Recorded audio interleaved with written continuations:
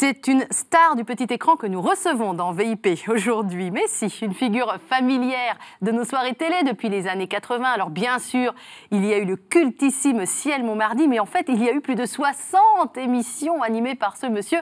Actuellement sur TF1, c'est The Wall face au mur. Animateur télé, animateur radio également, producteur télé, producteur de la tournée H Tendre. On aura l'occasion d'en reparler. On le sait, passionné de vitesse, engagé contre le sida, mais c'est tout ce que l'on ne sait pas que l'on va découvrir aujourd'hui. Christophe de Chavannes, bonjour. Bonjour, dites-moi, j'apprends déjà des trucs. Qu'est-ce que vous avez appris dans cette intro? 60 émissions différentes. Et je les ai comptées. Ben, je vois, non, on m'a dit que vous travaillez très bien. Non, mais c'est quand même si vous fou. le dites, c'est que c'est vrai, ça paraît beaucoup. Quand je les ai comptées, je me suis dit 60 émissions. 60 différentes. C'est un record. Non, c'est pas un record. Non. Il y a des types bien plus âgés qui en ont fait beaucoup plus. Ah, c'est pas forcé d'ailleurs, parce qu'il y a des garçons dans ce métier qui sont un peu plus âgés et qui font la même depuis 20 ans. Oui, voilà. Vrai. Mais en 60 différentes, en tout cas. Et je me suis demandé, moi, en regardant tout ce parcours incroyable, je me suis demandé quel était le métier qui vous ressemblait le plus. Animateur télé, animateur radio ou producteur? Ou celui qui vous comble le plus, Christophe? C'est très complémentaire. Alors, il y en a qui sont un peu plus artistiques physiquement que d'autres, c'est ceux où j'y suis. Quand je suis sur scène, quand je suis sur un plateau, que ce soit un débat, un jeu, un talk ou un barnum avec des animaux, je me sens comme un poisson dans l'eau et j'ai l'impression que j'étais fait pour ça. Maintenant, producteur, c'est Canon. Producteur de spectacles vivants, c'est nouveau. Et Canon est très excitant et totalement flippant. Ben voilà, c'est très complémentaire. Celui qui me comble le plus, forcément, c'est celui où je suis en action, moi. Ouais. Voilà, forcément. Comment on passe de l'immobilier à la radio? Parce qu'au départ, vous étiez parti pour être dans l'immobilier. Oui, alors, j'étais parti dans ma tête pour être autre chose que dans l'immobilier. Oui. Mais... la vie économique étant ce qu'elle est. La vie étant ce qu'elle est, et je me suis pris en charge assez jeune, parce que je prononce plus les S maintenant. J'ai décidé de faire que che. Quand je fais S, je fais che. Donc, non, mais j'ai décidé de me prendre en charge assez jeune, et donc, à partir de 18 ans, 19 ans, j'étais autonome financièrement. Et donc, je travaillais dans l'immobilier. D'abord, j'ai fait des peintures. Je refaisais des appartements des parents de mes petites copines, par exemple. Et donc, je travaillais 2-3 mois et je ne foutais rien pendant le reste du temps, ce qui catastrophait ma mère. Et à qui je disais, t'inquiète pas, si un jour, je vais trouver un jour quelque chose. Et ce jour-là, j'irai à fond, t'inquiète pas. Et comment on passe de ça à ça? Eh bien, écoutez, je jouais au tarot le samedi soir chez un pote qui avait lui-même des copains. Donc, on se réunissait pour jouer au tarot. Le samedi soir, c'était notre soirée du samedi. Et mener le petit au bout. Et voilà, oui, par exemple. Et on jouait plutôt à 4 qu'à 5 parce que c'est plus physique à 4 qu'à 5, si mes souvenirs sont bons, mais je n'ai pas joué depuis très longtemps. Toujours est-il que je jouais avec des gens que je ne connaissais pas. Et un jour, je jouais plusieurs samedis de suite, je jouais avec un garçon que je ne connaissais pas, avec lequel je m'entendais très bien. Et un jour, un samedi, au bout de, je sais pas, peut-être 3-4 samedis, je lui dis, mais qu'est-ce que tu fais en fait, toi? On était jeunes, hein. Et il me dit, je suis journaliste. Et là, j'ai failli m'évanouir déjà. Journaliste, c'était mon rêve. Et je dis, journaliste, mais dans quel journal? Il me dit, non, à la radio. Alors, deuxième évanouissement, parce que c'était mon rêve encore plus. Et en fait, à partir de ce moment-là, je suis allé le voir travailler tous les week-ends. Il travaillait à Radio France, il faisait les journaux du week-end. Il se levait très tôt, il les faisait très tôt. Et il s'appelle toujours Jacques Esnou, c'est le patron de l'info d'RTL aujourd'hui. Et c'est comme ça que j'ai commencé, en allant le voir gratter. Je passais mes week-ends à la radio, à France Inter, à Radio France. Ce qui fait que j'ai été quitté par ma fiancée, parce que la semaine, je faisais des peintures, j'étais jamais là. Le week-end, j'étais à la radio, donc j'étais pas suffisamment là. Oui, il faut savoir ce qu'on veut à un moment aussi. Voilà. Et donc, je me suis retrouvé célibataire en grattant à la radio. Et en étant à la radio, donc je connaissais un peu tout le monde, parce que je passais mon temps à la rédaction. Puis en général, voilà, je fais un peu de bruit, je suis un peu bavard, je suis un peu déconnant, nanana. Donc ils m'aimaient bien tous, mais il n'y a rien qui venait. Et un jour, il y a eu les Césars. Au Fouquet's, j'ai emprunté tout à fait clandestinement, parce qu'on ne prend pas un agra comme ça quand on n'est pas titulaire d'une rédaction. Donc j'ai emprunté un agra. Je suis allé au Fouquet's. D'abord, je suis allé à la soirée du Rex. Ensuite, avec un photographe de match qui m'a emmené au Fouquet's. Et au Fouquet's, je me suis fait arrêter par la police qui m'a dit « No way, pas d'invitation, pas de carte de presse, pas d'accréditation, vous restez dehors ». Et puis au bout du tapis rouge, il y a José Arthur qui est parti, qui est mort il n'y a pas très longtemps, qui était une voix de France Inter. Emblématique. Le Pop Club, de France Inter. Que ma mère écoutait, que j'écoutais jeune. Et il est passé très loin comme ça, je ne le connaissais pas, je l'avais jamais vu. Hein. Et j'ai fait José. Et comme il était bien élevé, il m'a fait un petit signe. Et j'ai dit au flic, je suis avec José. Et hop, je suis rentré. Et j'ai fait l'interview à, je sais pas, 1h du matin de Gérard Depardieu comment dirais-je, très en forme, très très en forme, enfin, ou pas en forme, enfin les deux mélangés, voilà. En fin de soirée, quoi. Fin de soirée, totalement déchiré. Et qui m'a dit combien les Césars étaient de la daube, combien c'était de la je fais attention à comment je parle, parce que je parle très mal, et comme je suis sur KTO, il faut que je fasse KTO, il faut quand même que je fasse attention. Vous avez fait le buzz avec cette interview? Et donc, je suis rentré à France Inter, j'ai fait mon montage, parce que je montais très bien, avec ma petite réglette, mes petits collants et tout ça. J'ai préparé un bobino, ça s'appelait comme ça. Et je suis allé voir un garçon qui s'appelle Denis Astagno, qui faisait les journaux du petit matin sur France Inter le week-end, à qui j'ai donné ça, j'ai dit, tiens, écoute ça. Et il me dit, c'est quoi? Je dis, bah écoute, c'est Depardieu au César, écoute-le. Et il me dit, oh, regarde. Et il y avait une pile haute comme ça de bobino prémontés sur une espèce de petite bite en bois sur laquelle ils étaient tous empilés, et d'une dame qui s'appelait Sophie Dumoulin, qui était la journaliste ciné officielle depuis 35 ans à France Inter. Et je crois bien que c'est Sophie. Oui, j'ai un doute d'un coup. Oui, je crois bien que c'est Sophie Dumoulin. Bon, on va vérifier. Il a écouté votre bobine? Attends, et je rentre chez moi, à 4h30 du 5h, je dors 1 heure, je mets le journal de 6h, et j'entends un scoop France Inter, Gérard Depardieu, très remonté, au micro de Sophie Dumoulin. Les boules que j'avais. Et en fait, il ne pouvait pas me citer, parce que j'étais rien. Il se devait de citer quand même le seul vrai truc chaud de la soirée, comme étant celui de Sophie Dumoulin, qui avait donné des interviews plus traditionnelles, on va dire. Donc je suis retourné là-bas. J'ai commencé à râler un peu, en disant, non, pour que ça se sache, quoi, quand même, parce que c'était moi qui avais fait ça. Voilà, c'est comme ça que j'ai un peu... Démarré dans le métier, finalement, avec un coup d'éclat, un coup de gueule. Pas de la mienne, en tout cas, pas de ma part. Vous voyez comment, vous, rétrospectivement, quand vous regardez ces 60 émissions, donc votre carrière dans les médias, vous avez l'impression de tenir quel rôle au milieu des autres animateurs ou animatrices télé? Comment vous vous définissez? Je ne suis pas certain de me regarder suffisamment de près pour pouvoir vous répondre. Comment je me définis? Trublion? Oh ben, oui, dans ma vie, je le suis toujours. Poil à gratter? Oui. Non, enfin... Non, parce que poil à gratter, c'est plus une blague de mauvais goût, parce que ça m'a toujours agacé. J'ai dû le faire une fois dans ma vie, et j'ai un peu regretté cette blague. Trublion, oui, c'est comme ça qu'on m'appelait. J'ai eu droit un peu le Zébulon du PAF. Oui, le Zébulon. Oui, le Zébulon du PAF, le Trublion. Ouais, vous êtes calmé, Christophe de Chavannes, un peu, non? Bah écoutez, ça dépend. D'accord. Non. Pas vraiment. Non. Oui, j'ai mûri, un peu de maturité, forcément un peu assagi sur des choses légères qui ne méritent pas qu'on se déplace, mais calmé, je suis pas sûr. Non, je pense que je peux être en réaction. Non, je suis révolté par des choses qui sont inadmissibles. Je suis agacé par une forme d'injustice latente dans la société. Je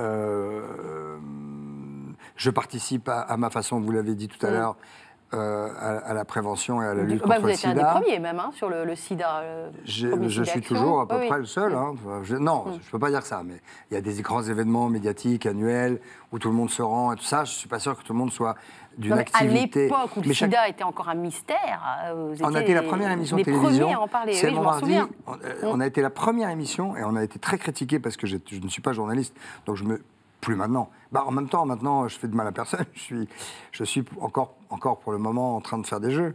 Mais à une époque où je faisais des choses un peu journalistiques, je me faisais défoncer par les journalistes parce que justement, je n'étais pas encarté. Bien que j'ai eu le 43 207, mon numéro de carte de presse. Donc je l'ai eu, parce que je rêvais de ça, puis je ne l'ai plus eu. Mais... oui, donc voilà, avec Patrice Carmouze, on a fait la première émission sur le sang contaminé en France avec la collaboration d'une femme qui travaillait à l'événement du jeudi, qui était une journaliste dont le nom malheureusement m'échappe à chaque fois, qui était formidable et qui est morte depuis. Et donc les journalistes n'ont jamais souligné cette émission qui a été extrêmement importante. C'est-à-dire, si à Montmardi, c'était regardé par beaucoup de monde. Il y avait l'affaire Garetta, du docteur Garetta à l'époque, mais j'étais sans doute trop jeune pour le savoir. Ah non, je m'en souviens. Et on a été la première télé à parler de ça en direct et de manière un peu virulente. L'impression d'avoir été utile, en tout cas. Mais encore. Je suis à un peu plus de 2000 distributeurs de préservatifs à 20 centimes l'unité, à 2 € les 12. Non, ce que je voulais dire, c'est dans les lycées, quand on est animateur télé, on peut se sentir un peu inutile des fois. Mais c'est la raison pour laquelle c'est la raison pour laquelle je me suis occupé de ça. C'est que je me suis dit que je n'avais pas le droit de ne faire que du blabla, que de la blague, que du rire, ou que gagner ma vie comme ça. Je pense que j'avais un devoir de faire quelque chose avec cet outil. D'alerte à l'époque. Et d'action. Et d'action depuis, parce que c'est beaucoup de temps, c'est un peu de sous. Et puis c'est... Je suis allé à un site d'action, il y a Sarko, ça devait être sa dernière année de présidence, donc ça commence à dater quelques années, oui. Christophe, Ouais, enfin, ça fait pas 15 ans non plus. Hein. Non. Et tout d'un coup, il y avait une boîte de nuit éphémère, c'était au Pré-Catlan, là-bas, dans le bois de Boulogne, je ne sais plus où, à Armenonville, au pavillon d'Armenonville. Et puis il y avait une boîte de nuit éphémère, puis je suis rentré dans la boîte de nuit, et puis il y avait beaucoup de garçons. Puis à un moment, il faisait trop chaud, je sais pas quoi, donc je suis sorti pour boire un verre à l'extérieur. Puis tout d'un coup, il y a une espèce de file d'attente qui s'est fait comme ça. Et j'ai regardé derrière moi, parce qu'il y avait une porte bloquée ou je ne sais quoi. Et en fait, c'était des garçons qui faisaient la queue pour me serrer la louche et pour me dire, c'est peut-être grâce à toi que je suis vivant. Et je pense que c'est le plus beau compliment que j'ai jamais eu de ma vie, en fait, par rapport à ce que j'ai pu faire là-dessus. C'est qu'il suffit qu'un garçon sur cette planète ait évité de contracter cette saloperie grâce à nos actions à nous, que je peux être ultra satisfait de l'avoir fait. Et de le faire encore, puisque à chaque fois que je fais une émission, je ne la finis pas sans dire sortez couvert. Sans en parler. Sans dire sortez couvert. Ouais. On la terminera comme ça, si vous voulez. Avec plaisir. Alors vous avez une capacité à vous réinventer qui est assez fascinante à avoir de l'extérieur. Quand j'ai appris que vous aviez donc récemment investi pour vous occuper de la tournée H tendre, je me suis dit, ah tiens, c'est De Chavannes qui s'occupe de ça. On m'a dit, non, c'est nouveau, c'est nouveau. C'est un nouveau, succès, oui. C'est un nouveau, en tout cas, que vous vous en occupiez. Oui, tout à fait, c'est un succès phénoménal, ce genre de tournée autour de la nostalgie des années 60, 70. Qu'est-ce qui vous a plu, vous, dans le projet? Alors moi, il y a une femme dans ma vie que j'ai aimée, pas plus que toute autre, mais si. C'était ma grand-mère, pour laquelle j'avais une passion qui était d'une beauté absolue et qui était une femme absolument délicieuse. Et donc j'ai toujours aimé les vieux, en fait. Sauf quand ils sont... Enfin, je ne sais pas que je les aime pas, mais... Elle s'appelait comment, votre mamie? Comment moi je l'appelais? Ouais. Oups, pardon. Comment moi je l'appelais? Oui. Je l'appelais Manou. Mais elle s'appelait Jeannette. Voilà. Manou. Et elle a un passé, elle a eu une vie absolument incroyable. Elle a eu 3 maris, ce qui était dingue pour sa génération. Elle a été mariée à 17 ans, elle a été milliardaire. Elle a été très très riche. Elle a été totalement dépossédée de tout par son deuxième mari qui était un joueur, le troisième qui était intellectuel et dodo toute la journée. Donc, et c'est quoi le lien entre Manou, donc votre grand-mère, et la tournée H tendre? C'est parce qu'il n'y a que des vieux dans la salle. Et donc, voilà. Et sur le plateau. Mes parents vont être contents. Et sur le plateau. Non, mais je dis ça avec beaucoup de tendresse. Moi, il y a plein de gens qui disent, ouais, une bande de jeunes et tout. Moi, j'ai une bande de vieux. Et cette bande-là, quand elle est réunie, ce collectif d'artistes qui ont, allez, on va dire en moyenne 50 ans de carrière, ce qui est quand même pas rien. C'est impressionnant. C'est pas rien. Oui. Et la patate qu'ils ont, et la fraîcheur qu'ils ont, et l'envie qu'ils ont de monter sur scène. Et alors, ils ne sont pas capables forcément de remplir un zénith chacun, mais à eux tous, oui. Donc, on fait 30 zéniths, on fait 60 concerts, 2 concerts par jour, et ils chantent chacun plus ou moins longtemps en fonction du nombre de tubes qu'ils ont. Alors, Sheila, évidemment, elle en a un paquet de tubes, elle a ses groupes un peu hystériques. On ne touche pas à Sheila, c'est la chanteuse de ma maman. On ne touche pas à Sheila. Mais je vais envoyer des places pour votre maman. Ah bah écoutez, avec grand plaisir. D'autant plus qu'on passe à Dijon. Ah, très bien. Voilà. Et je crois même qu'à Dijon, c'est moi qui présente, parce que j'en fais 4 par an. C'est Cyril Ferraud qui présente? Non, j'en fais 4 par an. D'accord. J'en fais 4, et l'année dernière, à Dijon, c'était moi, par exemple. Ah bah je viendrai aussi, allez au top là Christophe. Voilà, avec plaisir. Ah bah super. Alors, je vous mettrai un petit carré VIP. Ah très bien. Bah oui. C'est l'avantage d'être journaliste. Non, c'est l'avantage d'avoir une émission qui s'appelle VIP. Mais bien sûr. Évidemment. Alors, on va quand même donner les dates de la tournée, du 12 janvier au 21 avril 2018. On peut prendre les places maintenant. C'est ouvert. 30 dates, 60 concerts dans tous les zéniths de France. Présentés, donc je disais quand même, par Cyril Ferraud. Qui fait ça parfaitement bien. J'en suis sûre. Non, mais il fait ça vachement bien. D'abord parce qu'il adore ça. Ouais. D'abord parce que c'est son public aussi, parce qu'il cartonne avec Slam l'après-midi. Bien sûr. Où son public, c'est aussi la génération de ceux qui sont dans les salles au Zénith. Et on a démarré cette tournée l'année dernière avec beaucoup de difficultés, parce que je pensais qu'elle était un peu blessée, mais en fait, elle était morte. C'est-à-dire qu'il y a eu un passé 2 ans avant qui était un peu douloureux. Il y a des milliers de places qui ont été vendues avec des gens qui n'ont pas assisté au spectacle, parce qu'il n'y avait plus de spectacle. Donc j'ai donné à des milliers de gens des places pour aller voir le nouveau spectacle. Donc on a été obligé de réinstaurer une certaine confiance, parce qu'à un certain âge, on est un petit peu plus méfiant qu'à un autre. Et en fait, on a aussi donné un spectacle de qualité. C'est un vrai spectacle. C'est pas un enchaînement d'artistes avec un gala où chacun chante, nana. Il y a une mise en scène signée Stéphane Jarny. Il y a des lumières de Frédéric Dorieux. Il y a un décor. C'est un vrai spectacle. Et il y a Sheila, il y a Dave, il y a Nicoletta, il y a Michel Thor, il y a Dick Rivers, il y a Patrick Juvet, il y a Isabelle Aubray, il y a Stone, il y a Il était une fois. On va regarder la bande-annonce. C'est une belle affiche quand même. C'est une belle affiche magnifique. On va regarder la bande-annonce, mais c'est pas que pour les vieux, parce que moi c'est toute mon enfance. Non, aussi. mais j'ai pas dit que c'était pour les vieux. J'ai dit que je dis quand même, et je le précise, que je produis la seule tournée quand même qui s'adresse majoritairement, on va dire, aux plus de 50 ans. Allez, on regarde la bande-annonce tout de suite, la tournée H tendre.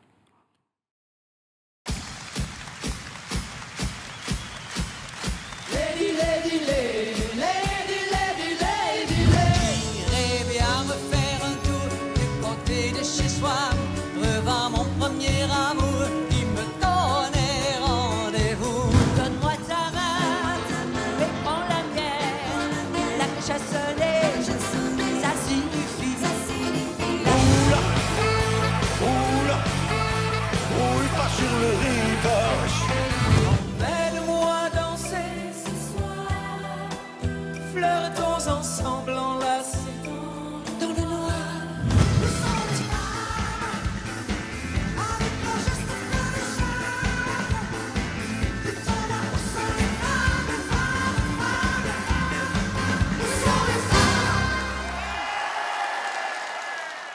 Voilà, maintenant je vais avoir toutes ces chansons dans la tête pendant des jours et des jours. C'est votre faute. Mais je trouve que ça donne envie, moi. Mais ça donne la pêche. Et moi, j'y suis beaucoup. Et là, cette année, de l'année dernière, ne sont restés que Sheila et Isabelle Aubray. Tous les autres sont frais et viennent cette année pour la première fois. Mais c'est bien de renouveler un peu, non? Il faut, oui. bien sûr. Et puis Dick Rivers le fait pour la première fois de sa vie, carrément. Et puis moi, je retrouve des filles comme Nicoletta qui sont charmantes et pleines de joie. Elle est venue dans cette émission. Quelle délicieuse femme. Oui, tout à fait. Et une voix, mais toujours. Oui, absolument. Mais tous. Ouais. Isabelle Aubray, elle a une voix incroyable. Enfin voilà, je pense que là, cette année, et puis le temps aidant forcément et l'expérience de l'année dernière faisant, forcément, ça va être encore mieux. Donc, si je peux me permettre, si vous nous regardez, venez nous voir parce que vous passerez un bon moment, c'est sûr. Ou alors, attendez, il y a une alternative, parce que si vous n'allez pas voir la tournée, vous pouvez faire une croisière. Je voudrais quand même qu'on en parle. Alors là, c'est grand luxe. Oui, c'est double peine, quoi. C'est-à-dire que non seulement... Ouais, enfin, bateau 5 étoiles, moi, je veux bien. Oui, comme c'était une blague. Non, mais c'est non seulement, en plus, on fait une croisière magnifique dans le bassin méditerranéen sur un sublime bateau, comme vous venez de le dire, mais en plus, il y a chaque soir un concert avec des artistes différents chaque soir pendant 7 soirs. Donc il y a à peu près 25 ou 28 artistes qui viennent se produire. Et voilà, c'est H tendre, la tournée des idoles, mais c'est la croisière des idoles. C'est la croisière des idoles, c'est du 4 au 11 novembre de cette année. Alors il faut quand même vous presser, je me permets de le dire, parce qu'il reste des places, mais pas tant que ça. Il en reste un peu, mais donc, pas beaucoup. Dépêchez-vous. Et puis après la croisière, Gênes, Rome, La Valette, donc ça c'est Malte, tout ça jusqu'à Marseille, c'est bien donc là, sympa. Franchement, c'est l'agréable, c'est joindre l'agréable à l'agréable. Vous y serez-vous? Oui, je vais y passer, oui. Ah, super. Ouais. Alors, je ne sais pas quand, parce que j'ai un événement familial important, mais je vais y passer. D'accord, c'est bien. C'est important, la famille, pour Christophe de Chavannes? Ouais, oui. Parce que j'ai pas beaucoup d'amont, malheureusement. Donc, je m'occupe de j'ai pas beaucoup d'amont, ça veut dire j'ai perdu ma maman, j'ai perdu ma sœur, j'ai perdu mon papa. Ouais. Donc voilà, donc j'ai pas beaucoup d'amont. Je sais pas, j'ai pas beaucoup de monde vers qui me retourner. En revanche, il y en a qui peuvent se retourner vers moi. Ouais. Enfin, vous avez perdu votre papa assez jeune, je crois. Il avait 54 ans. Et vous? Moins.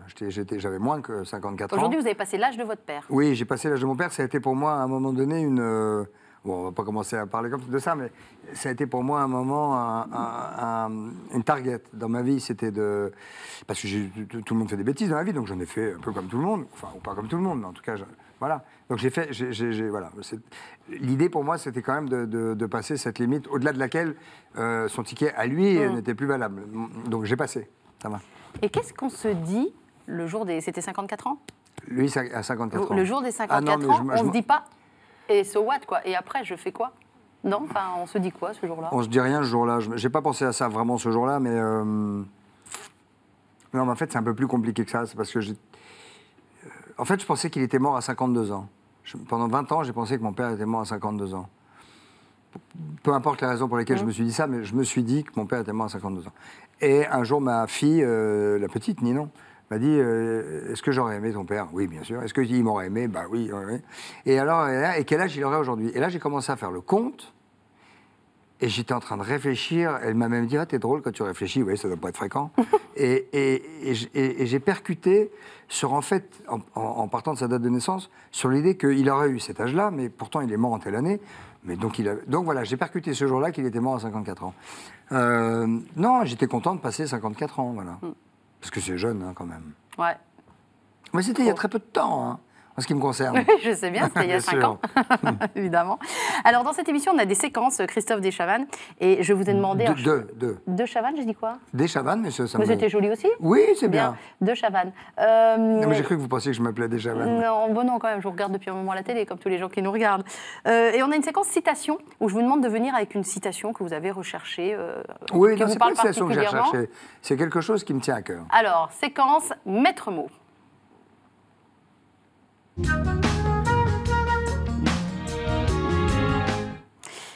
Je vous préviens, j'en ai préparé une pour vous aussi, mais j'écoute d'abord la vôtre.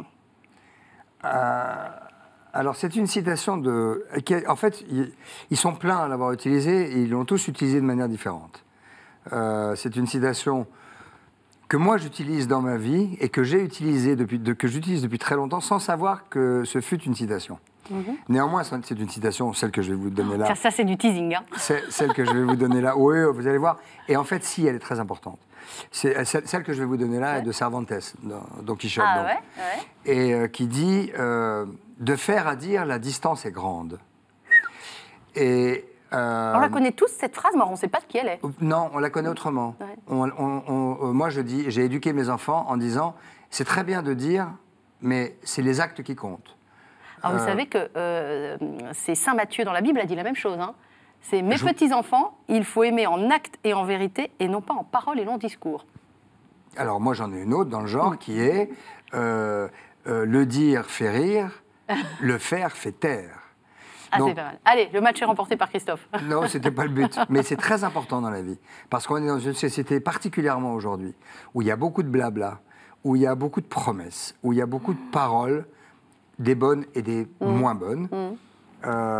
Et en fait, c'est comme dans l'amour, par exemple. Les paroles, c'est bien, c'est très bien, mais ça compte assez peu par rapport aux actes. Au regard des actes. Par rapport aux actes. Et au regard des actes. Et je dis à mes enfants que c'est très bien de dire des choses jolies, gentilles et tout, mais que c'est beaucoup, beaucoup mieux d'acter. Parce que c'est important pour le reste de sa life, et que dans la vie, les gens à qui on a affaire et en face desquels on est seront tellement plus émus, touchés et impactés par des actes qu'on peut faire que par des paroles. Alors voilà, je bois du petit lait parce que moi, mon mantra à moi, ma phrase à moi, c'est « je ne crois qu'aux actes ». Voilà. Mais vous avez raison. Ah bah, bien sûr que j'ai raison, puisque ouais. vous venez de le dire. Alors, je vous avais préparé une autre citation, moins spontanée que celle que j'ai pu vous sortir sur Saint Matthieu. Alors, c'est une citation qui concerne le monde de la vitesse, qui est le monde de la course automobile, en tout cas. Enfin, moi, je suis partie sur la vitesse. Dites-moi que le début, alors, pour voir. Elle est dure, hein, je vous bon. préviens. Alors, elle est d'un certain Stanley Péan, hein, voilà, qui écrit « Dans la plage des songes et autres récits d'exil ». Quelle période? Je ne sais pas, D'accord. Christophe. Je Posez-moi crois des que vous questions dont j'ai la réponse. Non, je croyais que vous travailliez Non, beaucoup. Oui, bah, pas assez visiblement. Alors écoutez la phrase. Peu importe la vitesse où l'on court, la mort gagne toujours par une longueur. Et pourquoi j'ai pris cette citation-là? Parce que je me suis demandé après quoi vous couriez. Vous qui êtes hyper speed dans la vie, qui faites de la course automobile, vous avez fait les 24 heures du Mans. Je Avec sais que vous Jacques êtes beaucoup Lafitte. dans ma région. Vous l'étiez en tout cas sur le Je suis circuit beaucoup allé à Dijon-Prenois. Dijon-Prenois, ouais. Voilà. J'ai gagné même à Dijon. Voilà. arrivé. Donc nous, dans la région, on le savait très bien que de Chavannes venait faire des courses et tout ça. Mais après quoi vous courez, Christophe, en fait? On m'a déjà posé la question, je ne suis pas tout à fait capable d'y répondre en vrai.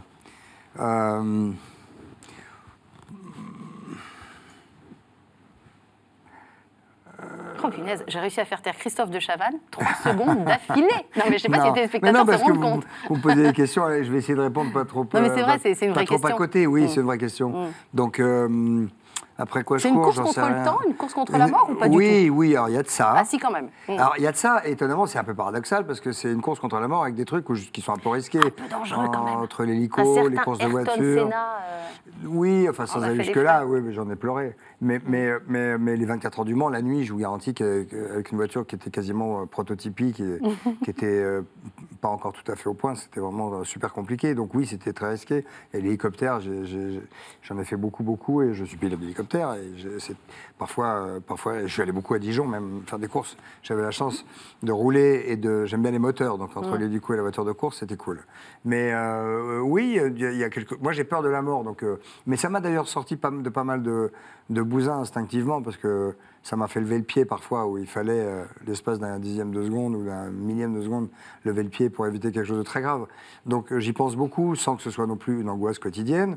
Et puis après quoi je cours, j'en sais rien, une forme de reconnaissance sûrement, parce que quand vous êtes sur le podium, et la plus haute marche par bonheur, ce jour-là, bah, vous dites, ok. Bon, plus que quand on est sur un plateau télé devant des millions de téléspectateurs? Oui, pour moi, oui. Ah oui, d'accord. J'ai toujours été plus fier d'avoir un papier dans un journal sportif ou d'avoir, par exemple, j'ai fait 2 saisons en Belgique qui sont très très fanatiques de courses automobiles et qui retransmettent à la télé beaucoup plus de courses que la France. Et quand j'allais en Belgique, on parlait de moi en disant le pilote français Christophe de Chavannes. Oh, et non pas l'animateur télé. Voilà. Et donc j'étais d'une fierté. Je préférais avoir une page dans l'équipe que la couverture de match, quoi. Vous voyez ce que je veux dire? Oui, très bien. Donc oui, la course automobile a été pour moi une reconnaissance. Je m'y suis mis très tard et j'y retourne cette année. Je vais refaire un championnat à partir de mars, après 8 ans d'absence, parce que j'en peux plus, ça me manque trop, donc je retourne. L'adrénaline? J'ai une course, on est diffusé quand? Là, on est fin septembre 2017, cher Christophe. Le 21 octobre, j'ai une course au Castellet avec une Porsche GT4 Cayman. Et l'année prochaine, je vais faire le championnat GT4 parce qu'ils ont fait une nouvelle catégorie AM, ce qui est intéressant, c'est amateur. Ah, d'accord. D'habitude, c'est pro-AM, professionnel amateur, et là, c'est AM. Donc, j'ai rencontré un type très sympathique qui s'appelle Stéphane, que je salue, avec lequel on va faire le championnat, en espérant, dans les amateurs, montrer comment on s'appelle. D'accord, très bien. Écoutez, faites attention à vous quand même. Comme d'habitude. Comme d'habitude. Alors, prochaine séquence. Dans VIP, c'est une séquence objet, mais quelque chose me dit qu'on va rester à peu près dans la thématique. Voici donc le complément d'objet de Christophe de Chavannes.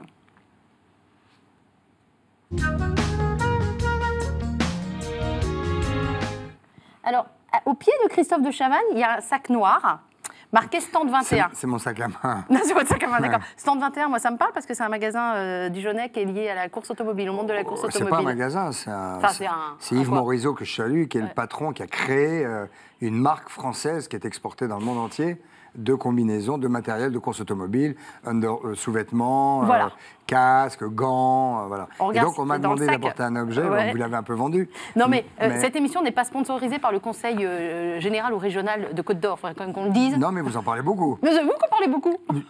J'ai pas dit un mot sur Dijon. Ouvrez votre sac, Christophe de Chavannes.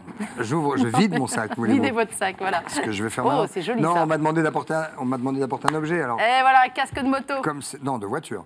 Ah bon? Ah oui. De voiture? Ah oui, vraiment de voiture en plus. D'hélicoptère? Non, ça marche pas. Non. De voiture. Ouais. Marqué Christophe, évidemment. C'est mon casque. Ouais. Voilà. C'est votre objet fétiche? Je suis pas très fétichiste. Il va falloir le mettre maintenant que vous l'avez sur les genoux. Bien sûr, avec la lumière, la chaleur, les lunettes, ça va être pratique. C'est un casque. Oui, c'est mon casque, voilà. C'est mon casque auquel je tiens en carbone. C'est un casque de voiture. C'est très important un casque parce qu'on doit être bien dedans. On ne doit pas le sentir. C'est quand même du poids au freinage, ça se sent. Dans les courbes aussi. Voilà, et vous passez votre vie au micro finalement, parce qu'entre le micro, parce que vous avez un micro intégré là-dedans, j'imagine, entre le micro là puis le micro sur le plateau, c'est aussi votre autre objet de fétiche, c'est le micro quelque part. Ouais, mais dans la voiture, je m'en sers beaucoup moins quand même. Et dans la voiture, c'est plus fait pour entendre que pour parler. D'accord. Les types de F1, moi, qui pendant les Grands Prix parlent avec leur équipe. Alors il y en a certains qui disent foutez-moi la pelle et c'est moi le concentré. Mais parler quand on conduit, c'est pas évident. J'avais un vieux rêve, moi, qui était qu'on me fasse une voiture avec 50 chevaux de plus que les autres, que je fasse partie d'une course, que la voiture soit équipée de caméras et partout, devant, derrière, de tous les côtés, et que je puisse être, en partant en fond de grille, avec 50 chevaux de plus, même un meilleur pilote que moi, je le ramarre, et pour pouvoir pénétrer comme ça dans une course et commenter une course au milieu même de la course. En voyant des images devant, derrière, doublées, machin. Ça, c'était un vieux rêve, mais impossible. Impossible pour l'instant. Impossible parce que vous ne pouvez pas aller foutre un dawa total dans une course en venant comme ça vous intercaler entre les mecs. Non, mais les drones arrivent, Christophe, les drones arrivent. Je vois pas le rapport, mais c'est vrai, les drones arrivent. On ne sait jamais. Non. C'est-à-dire On peut pas commencer, on peut pas prendre un drone, le plonger dans une course automobile. Ah Et... oui, mais c'est pas. Bien sûr que oui, mais c'est. Enfin, il faut être. Vous n'êtes pas dedans, on est bien d'accord. Voilà. Ah, on est bien d'accord. Ah, je sais que je suis nulle en technique, mais quand même. Qu'est-ce que je voulais dire? Alors, en fait, j'étais en train de. Je peux le poser? Ah oui, vous pouvez poser votre casque, Christophe. J'étais en train de me dire. Finalement, vous passez votre temps, je vous en prie, rangez-le, vous passez votre temps à parler à vos téléspectateurs, à parler à vos auditeurs quand vous êtes en radio, à me parler là, moi, aujourd'hui, à parler dans votre casque quand vous êtes au volant de votre voiture. Et vous lui parlez à lui, là, au grand patron? Alors, il existe ou pas, le grand patron? Alors, je ne sais pas de qui vous parlez. Le Big Boss, quoi. Oui, non, mais Dieu. je ne sais pas de qui vous parlez. D'accord. Est-ce qu'il existe dans la vie de Christophe de Chavannes? Alors, quelque chose existe. Je crois en quelque chose. Non défini. Non défini. Vous avez été élevé comment sur le plan de la foi ou de la non-foi? Oh là là, c'est très compliqué. Ah bon? Oui. Mais j'ai été élevé... Ils vous ont dit quoi, papa, maman? Je m'appelle Christophe. Oui. Ok. J'ai été baptisé, première communion, en aube. Le dimanche, j'étais syrophéraire au Sacré-Cœur. J'ai été élevé à la maîtrise de Montmartre. Avec des petites culottes flanelles et mon petit blazer bleu marine. J'ai donc été... mes parents m'ont emmené à la messe. Mon père m'a déposé à la messe quand j'avais 12 ans. Et quand il a vu que je sortais en attendant que ça finisse et qu'après je rentrais pour faire semblant de sortir, il m'a dit c'est bon, on va pas t'obliger. Ce qui était plutôt malin. Donc il en est resté quelque chose. Il y a une sorte de terreau. Il y a autre chose aussi en plus. Voilà. Alors, d'accord. Il y a d'autres choses aussi en plus d'origine qui ne sont pas tout à fait claires pour tout le monde, mais pour moi, oui. Voilà. J'ai rien compris, Christophe. C'est-à-dire que je m'appelle Christophe, j'ai été baptisé, première communion, machin, donc j'ai eu une éducation catholique, sans l'être, vraiment. Donc il y a une culture catholique, on va dire. Voilà, il n'y a pas de foi vivante et vécue, mais il y a une culture catholique. Est-ce que ça vous va si je dis ça? Moyen. Non, il n'y a pas vraiment une culture catholique. Il y a des formes qui ont essayé de... Moi, ma mère était juive, n'est-ce pas? Donc c'est pas très catholique. C'est pas grave. C'est nos grands frères dans la foi. C'est pas très catholique, voyez-vous, mais qui était dans un déni total. Bon, je ne vais pas tout vous raconter maintenant ici, puis je ne m'attendais pas à raconter ça, mais donc voilà, je vais pas... Donc voilà, j'ai découvert plus tard quelles étaient mes origines. Mi-catholique et mi-juive, en fait. Mi-juive, si vous voulez, mais... Complètement juive? Pour moi, plutôt, oui. Voilà. Ça doit faire un choc, hein? Ah, pas du tout, non. Ah bon? Non, c'était une nouvelle. D'accord. Non, mais vous je l'ai appris à 17 ans, 17 ans et demi. Hein. Donc j'ai vécu un peu... j'ai grandi dans le déni, quand même. Enfin, pas dans le mien. Non, mais c'est un héritage spirituel à porter ou pas, quoi. Fatalement. Fatalement. Et donc aujourd'hui, vous dealez pas trop avec ça, vous reportez à plus tard. Je deal, mais je deal dans mon coin. D'accord. J'ai un dealer au téléphone, parce qu'on a une séquence coup de fil inattendu, ça vous dit? Alors, on lance la séquence coup de fil inattendu. Ça dépend. Si. C'est parti, coup de fil inattendu.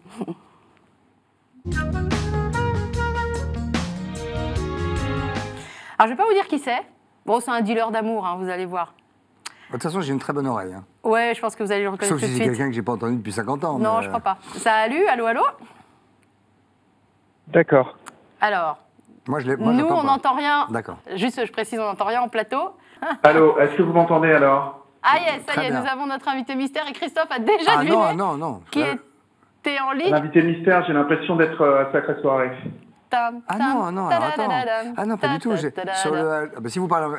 je peux lui poser des questions? D'accord, Christophe va essayer de deviner qui vous êtes, invité mystère. Parce qu'il y a un jeu chez Ruquier, aux grosses têtes auquel je participe régulièrement, où il y a évidemment l'invité mystère à la fin. Et on n'a pas le droit de demander... Si, vous êtes un homme. Je suis un homme, oui. Quoi de plus naturel, en somme? Vous êtes un homme et je suis supposé vous reconnaître à la voix. Et je suis... Ah oui. Oui, vous êtes supposé me reconnaître à la voix, et je vais même finir par me vexer. Ce qui est drôle, c'est de vous entendre, vous voyez tous les deux. Mais non, mais je vais vous dire, en plus j'ai frémé tout à l'heure en disant j'ai une oreille très... Et il m'a dit, il va me reconnaître à la seconde, il m'a quand même dit ça. Oui, mais il faut qu'il parle un petit peu. Alors si, je peux donner un indice, il était dans ce siège-là il y a 2 semaines. Oui, pardonnez-moi, j'étais pas là, j'étais à l'étranger. Un indice, invité mystère. Oui, on a le même âge, genre? On a 8 ans de différence. Putain, je ne connais pas du tout cette voix. Pourtant, c'est bien sa voix. On se tutoie dans la vie? On se tutoie, oui. On se tutoie et On se tutoie et on Ouais. s'aime. Et plus si affinité. Ah, Olivier, imbécile. Ah. Mais non, mais t'as une voix de daube au téléphone. T'as une très jolie. C'est pas de ma faute. T'as une très jolie voix en vrai, mais là t'as une voix de merde. Olivier Delacroix. Non, mais oui, bien sûr, pardon. Olivier Delacroix. C'est qui Olivier Delacroix? Tiens, Christophe. Un formidable animateur télé, déjà. C'est plein de choses. C'est un confesseur. Ouais. Ça doit vous plaire. Ah, bah, beaucoup. Et il est très croyant, lui, ce garçon. Ouais. Il est très, très, très investi. C'est quoi? C'est qui C'est plein de trucs. C'est qui, oui, pardon. C'est pareil. C'est plein de choses, Olivier. C'est un frère, c'est un ami, c'est un copain, c'est un cousin, c'est un... Alors, c'est l'animateur de l'émission Dans les yeux d'Olivier, cette formidable émission que l'on peut voir sur France 2. France 2, ouais. Il est venu en parler il y a 2 semaines encore. On a passé un moment incroyable, Olivier, tous les deux. Et encore merci. Il a des beaux yeux, hein. Ah, oui, il a tout beau, moi. Oui, Je oui, trouve il est qu'il a beau, un ouais. cœur incroyable. Toutes mes copines qui nous voient disent, oh là là, il est beau. Ouais. Ouais. Mais encore plus à l'intérieur. Olivier, on se Alors. connaît depuis, je sais pas, depuis 30 ans, à peu près. 30 ans. 30 ans. Merde.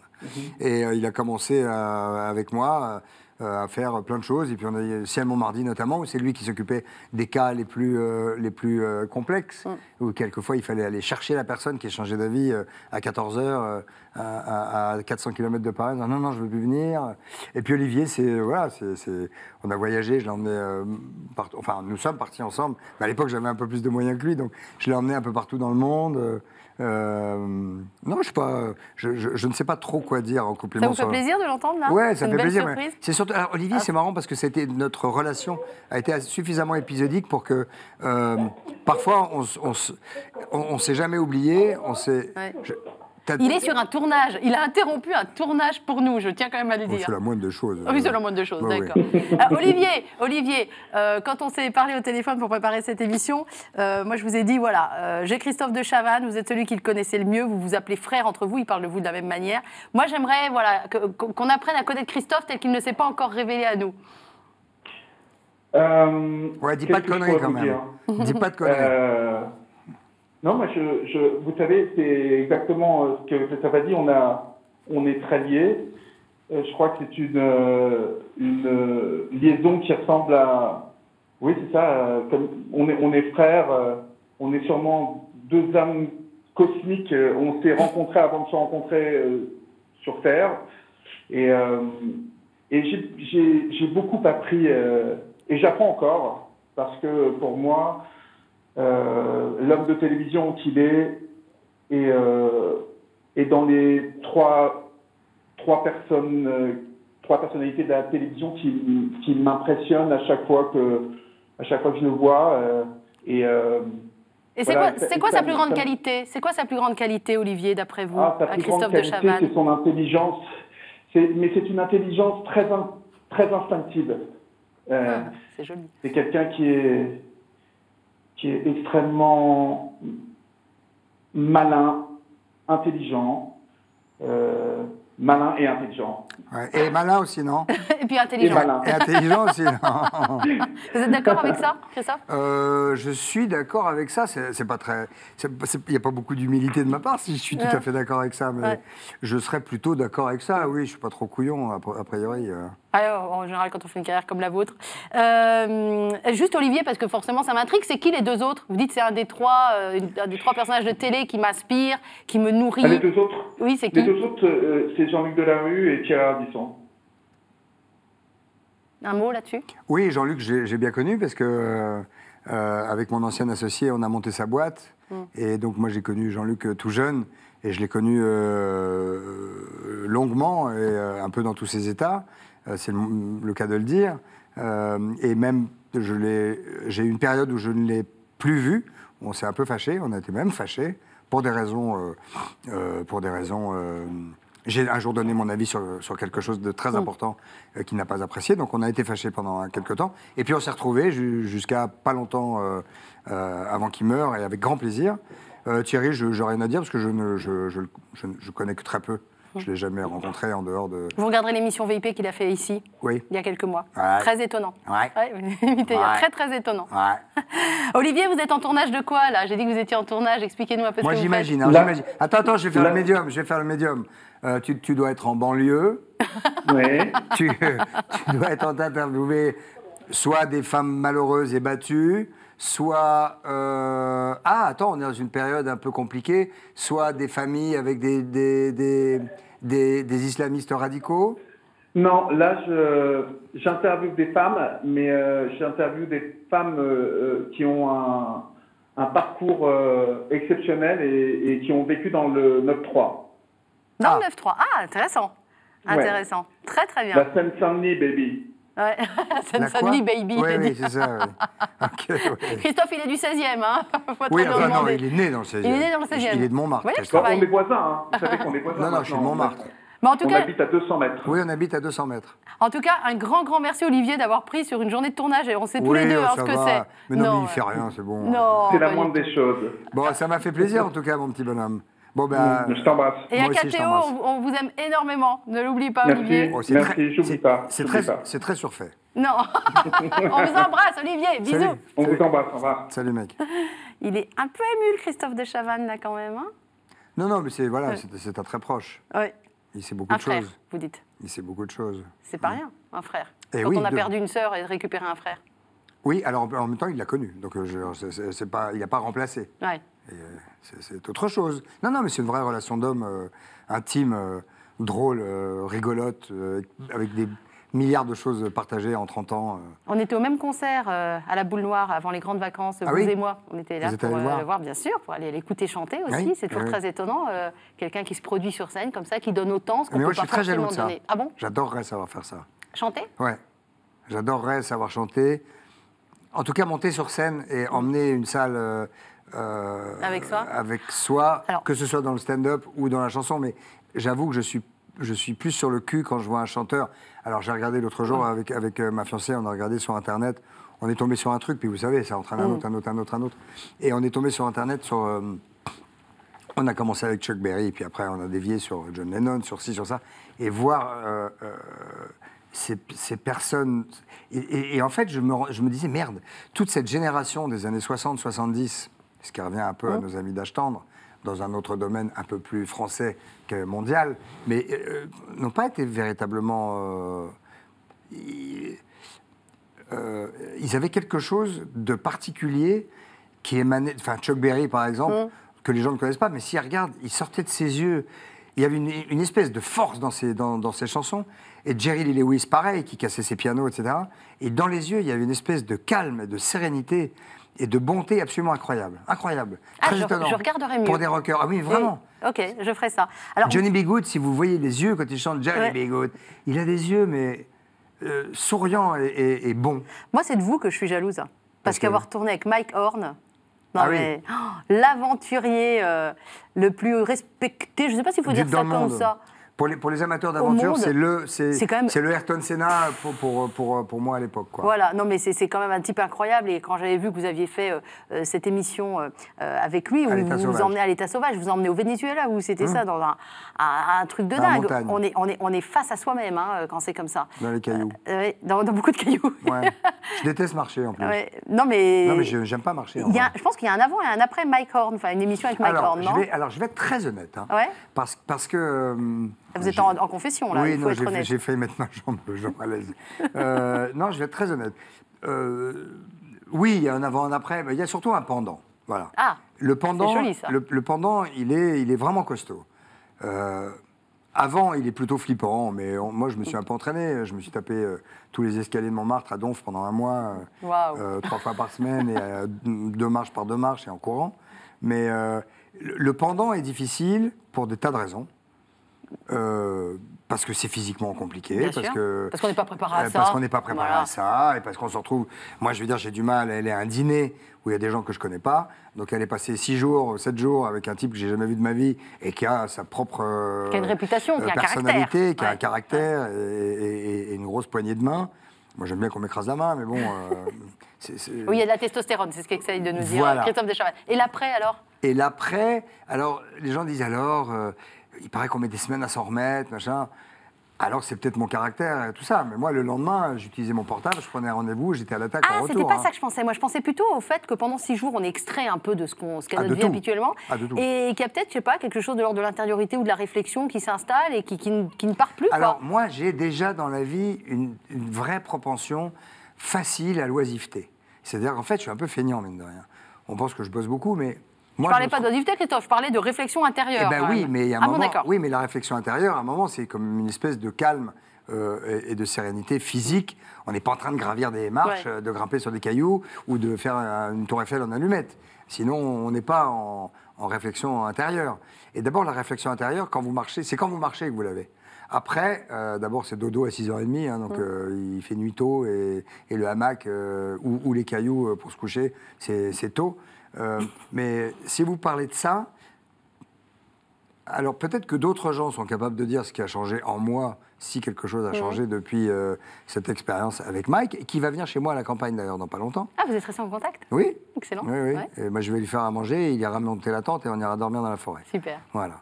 Et donc ça s'est très bien passé, et pourtant on s'est pris la tête une fois ou deux. Il faut l'emmener courir sur une course automobile. Oui, Histoire de lui montrer c'est qui le patron. Oui, non, mais il sait que je sais conduire. Mais le reste, lui, voilà, mais ce type, il vient des forces spéciales d'Afrique du Sud. C'est des types qui vont parfois à la mort, hein. Enfin, je veux dire, puis qu'ils reviennent, lui, en tout cas. Et lui, je sais qu'il est parti quelquefois avec genre 10-12 mecs au combat, et ils sont revenus à 2. Enfin, je veux dire, c'est des expériences de vie qui sont très particulières. C'est un poney. Vous lui mettez 25 kilos sur le dos, vous lui dites, faut monter là-haut, il monte, hein. Nous, on est des voilà, il vient de faire un truc extraordinaire. Il a traversé la banquise nord tout seul. C'était un acte. C'est le premier humain à y être arrivé. Il y a un an, il y a un Britannique qui a essayé, qui est mort à 30 km de l'arrivée. Il y a 5000 km à faire à pied, sans aucune assistance. Si vous arrive un truc, aucun avion ne peut venir, aucun hélico ne peut venir. Vous êtes mort. Et j'ai dit, tu te casses une jambe, tu fais quoi? Il dit, il faut mieux pas. Parce qu'en fait, il a appris français en Suisse, allemande. Donc il a un accent en Suisse à couper au couteau. Ouais. Mais il est incroyable.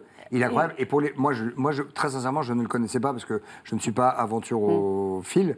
Mais tous mes potes qui sont fans d'aventure, Mike Horn, c'est la référence. Et c'est pas le petit Américain là, qui fait des faux décors, qui dit regardez où je suis, alors derrière il y a 25 mecs qui prennent des photos.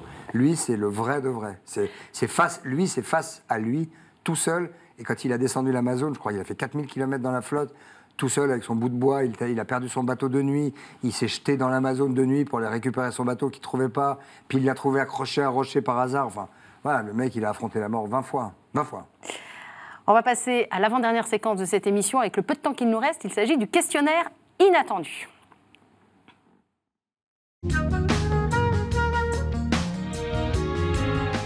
Le questionnaire inattendu, je vais vous poser 3 questions. Inattendues. Ouais. Et vous répondez de manière... Inattendue. C'est ça. Et si jamais elles ne sont pas inattendues... On va voir. Quel âge intime avez-vous, Christophe de Chavannes? Quel âge intime à l'intérieur de vous, votre vrai âge. C'est quoi? Ah, c'est pas l'âge que vous ressentez, c'est vous. pas celui de la carte d'identité. Non. Ça, c'est clair. J'en suis certaine. Voilà. D'ailleurs, c'est pour ça qu'il me fait un peu chier, celui de la carte d'identité. C'est combien? C'est beaucoup moins. Mais je ne saurais pas le quantifier. Mais je pense que j'ai à peu près le même mental avec un peu plus de maturité. Hein, je vous l'ai dit tout à l'heure. Mais je pense que j'ai à peu près le même mental que quand j'avais 36, 38. 36, 38, ok. Est-ce qu'il y a un objet que vous aimeriez posséder? Et c'est impossible pour tout un tas de raisons, mais est-ce qu'il y a un objet qui vous fait rêver? Vous m'aviez dit pas être trop matérialiste tout à l'heure, mais... Non, mais sûrement un peu quand même.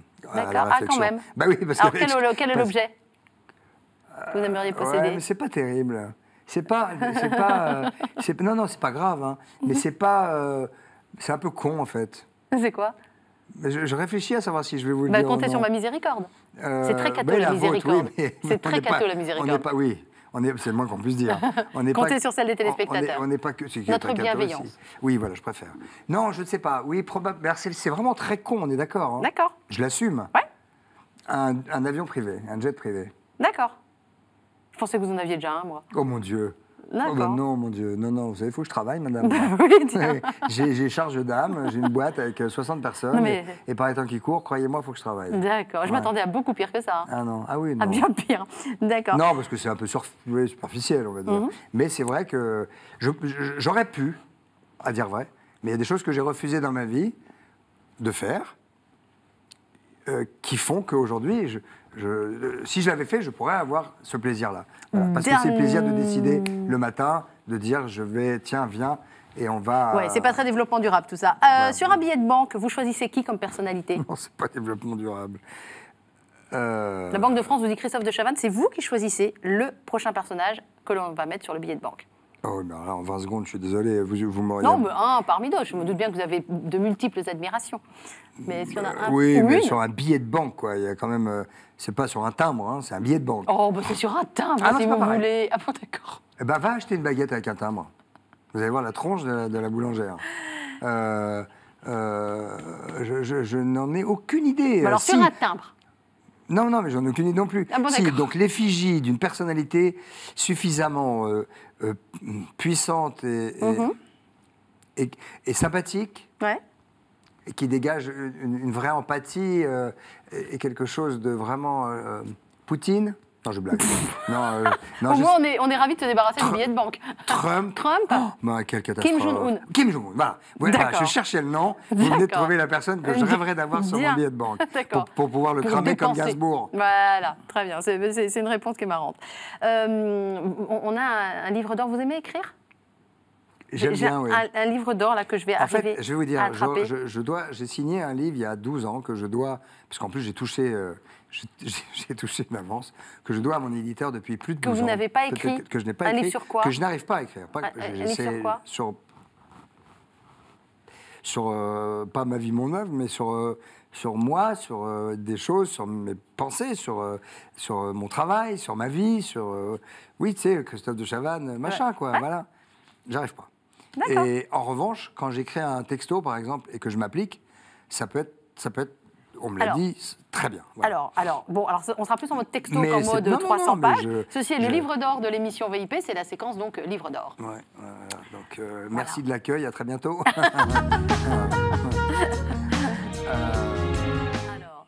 Alors en fait, c'est très simple. Pendant que vous écrivez tranquillement et avant de nous lire à voix haute ce que vous avez écrit, moi, je rappelle donc que Christophe de Chavannes, évidemment, on le retrouve sur TF1. On le retrouve dans Les Grosses Têtes, d'ailleurs, chez Laurent Ruquier.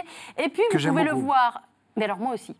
Vous Moi, pouvez le voir oui, pardon. sur un bateau 5 étoiles, taisez-vous Christophe, sur un bateau 5 étoiles, donc il va faire le tour de la Méditerranée avec beaucoup de stars de la chanson française des années H-tendre, donc des années 60 à 70. Il reste à peine quelques places, hein. C'est tout début novembre, du 4 au 11 novembre, mais vous trouverez toutes les infos sur le Facebook d'H-tendre. Et puis la tournée H-tendre qui commence donc au tout début de l'année 2018. Il y a 30 villes, 60 dates. Vous allez trouver évidemment celle qui correspond à votre ville. C'est présenté par Cyril Ferraud, sauf 4 dates, dont une à Dijon, qui sera présentée par Christophe de Chavannes, qui est en train d'écrire pour nous. Ah, s'il vous plaît. Oh, oh là là, c'est très très joli. Je vais vous laisser le lire, je ne vais pas le lire moi. Alors déjà, on peut le déchiffrer. C'est déjà une première chose. Ah, je crois que ce message, chers téléspectateurs, s'adresse surtout à vous, en réalité. C'est ça, hein Christophe, lisez-le Ouais. nous, ce mot. Pardon, j'ai fini. Je vous en prie, prenez Je votre signe temps. Ah bah oui, tant qu'à faire. Voilà. C'est marqué quoi? C'est marqué, s'il vous plaît, un peu de bienveillance, c'est si important, et de plus en plus rare. Soyez nombreux à être uniques, à très vite. Ça vous va? Merci, ouais. Je vous en prie. Alors, on termine comment? On avait dit qu'on terminait l'émission. Un bisou. Non, non, c'est vous, votre fameuse phrase fétiche. Sortez. Pardon, excuse-moi. même chez les cathos, bah oui, oui, s'il vous faut plaît, pas sortez croire. couverts. N'oubliez pas. Et qu'est-ce qu'on vous souhaite pour la suite à vous? Oh, beaucoup de bonheur, mais je suis bien parti. L'année vrai va être bonne, ouais. Ah, génial. Ouais, je sens que les choses sont en train de se manifester de manière extrêmement agréable pour moi. Et puis j'ai une vie privée de plus en plus cool. Donc ça, il était temps et ça fait du bien. D'accord. Merci infiniment, Christophe de Chavannes. À très bientôt. À très Au vite. revoir. Merci à vous.